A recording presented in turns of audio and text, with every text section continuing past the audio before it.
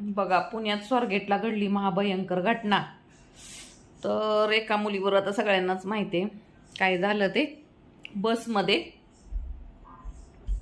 तर ह्याच्यावरून एक घटना आठवणी मी तुम्हाला सांगते. तर मी पण इकडं नाही का मटण आणायला जायची अहो कॉर्पोरेशनकडं.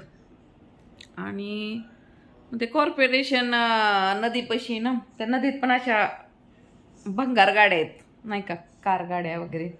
आतून चांगल्या असतात पण काय माहिती त्याचे कोण मालक असतात, अशाच नाही का भंगारला अशा पडल्यासारख्या लावून टाकलेल्या असतात बाई तिथं खाली. तर तिथे एक अशी नाही का मिनी बस होती आणि त्या अशी टवाळखोर पोरं होती बाई आणि एक अशी मनोरुग्ण बाई होती नाही का.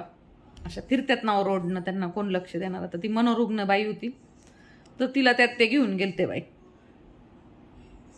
आणि म्हणजे असे पण नाही का त्याचा वापर त्याच्यासाठी पण होतो, अश्लीलतेसाठी. अशा रिकाम्या बस वगैरे नाही का अंधारात वगैरे त्याचा वापर करतात, किंवा पैसे देऊन असतात आता रस्त्याला वगैरे पैसे देऊन पण करतात अशी टवाळखोर पोरं.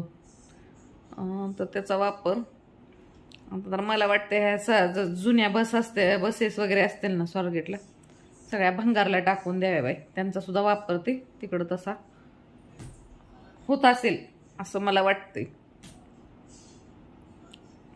ओके, आता बाकीचं काय आपल्याला बोलायचं नाही, बाकीचं जाऊ द्या.